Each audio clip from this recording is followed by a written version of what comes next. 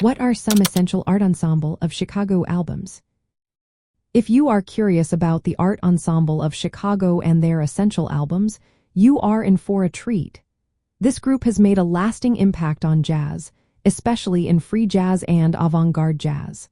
Their music is a blend of jazz traditions, improvisation, and theatrical elements.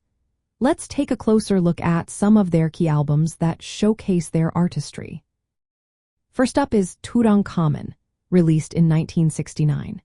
This album is a landmark in free jazz and is often regarded as one of the most influential recordings of the 1960s avant-garde jazz scene.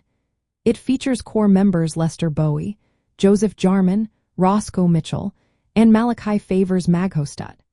The music on this album combines intense improvisation with a strong sense of collective creativity.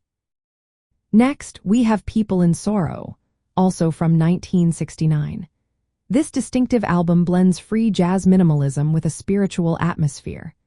It stands out for its slow, evolving textures and emotional depth, showcasing the ensemble's ability to create complex moods without relying on repetition. Another notable album is Live in Paris, recorded in 1970 and released in 1974. This live album captures the group's dynamic performance energy and improvisational skills. It features contributions from vocalist and pianist Fontella Bass and percussionist Don Moy, highlighting the ensemble's collaborative spirit. Then there is The Spiritual, released in 1974. Recorded at the group's creative peak, this album explores avant-garde jazz through vivid, percussion-rich compositions without a traditional drummer. It exemplifies their approach to free jazz, focusing on texture and freedom from conventional structures. Fanfare for the Warriors, released in 1973, showcases the ensemble's ability to blend vibrant, multi-layered sounds from jazz history with forward-looking improvisation. This album reflects their mission to bring together diverse musical elements into a cohesive whole.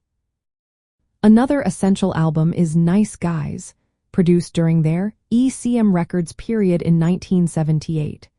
This album combines the ensemble's wild, eclectic style with a more polished sound. It highlights their evolution as improvisers and composers, balancing intensity with subtlety.